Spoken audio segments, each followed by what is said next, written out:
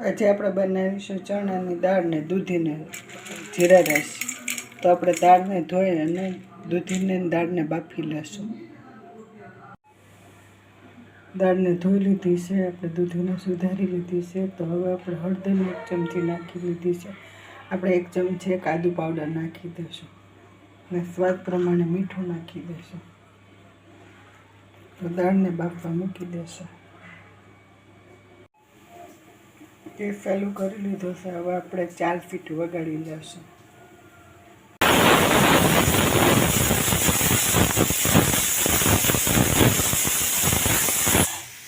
તો આપણી સીટી વાગી ગઈ છે. હવે આપણે ગેસને બંધ કરી દઈશું.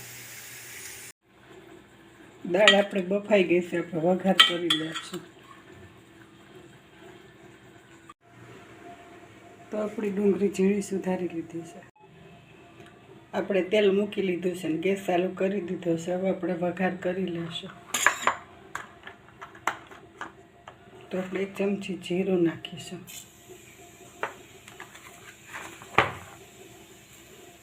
1 ચમચી રાઈ,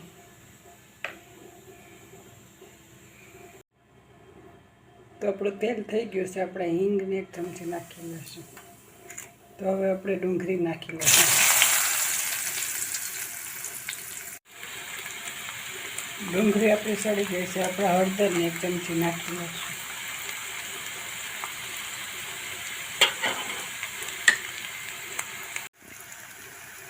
આપણે ટમેટા સુધાર્યા છે તે ચટણી નાખી દઈશું.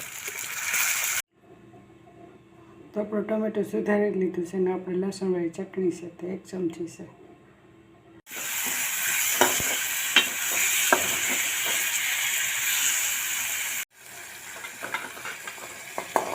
તો આપણે મસાલા સડી ગયા છે. હવે થોડુંક પાણી નાખી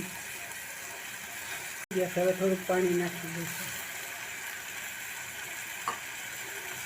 ત્યારબાદ આ રીતે હલાવી થોડીક વખત ચડવા દઈશું.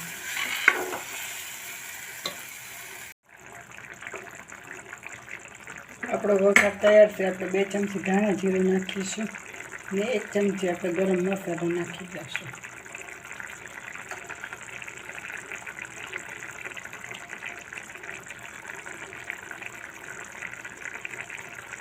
ત્યાર પછી આપણે હલાવી દાળને નાખી દઈશું.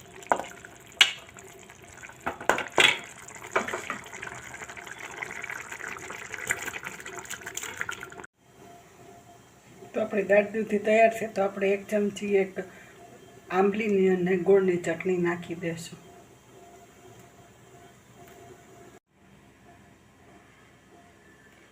તો આપણી દાળ તૈયાર છે.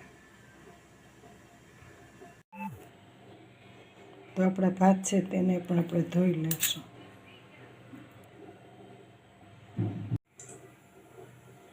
ભાત છે આપણે ધોઈ લીધો છે. ભાતને આપણે ધોઈ લીધો છે 2-3 પાણીએ. હવે વઘારી લેશું.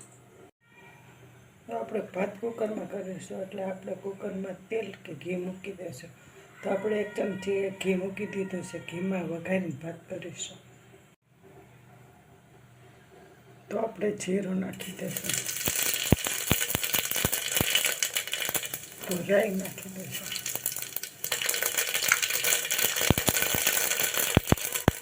લીમડાના પાન નાખી દઈશું.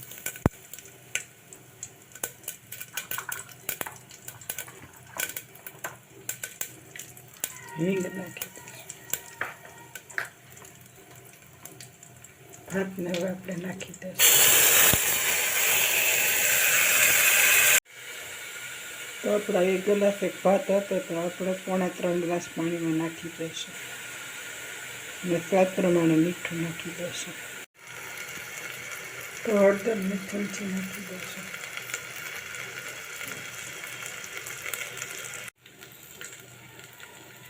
તો આપણે સ્વાદ પ્રમાણે મીઠું નાખી દઈશું. ત્યાર પછી આપણે ભાતને મિક્સ કરી લઈશું મસાલા. તો પાણી પણ આપણે નાખી દઈશું.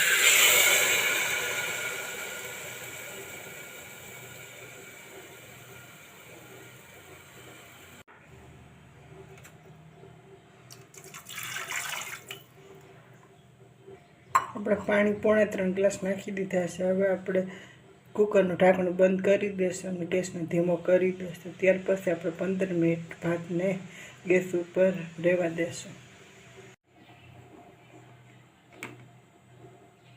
તો ભાતને આપણે ધીમા ગેસ ઉપર 15 મિનિટ રાખી દઈશું. દાળ, દૂધી, જીરા રાઈસ, રોટલી, અથાણું, ડુંગળીનું સલાડ, આ રીતે આપણું જમવાનું તૈયાર.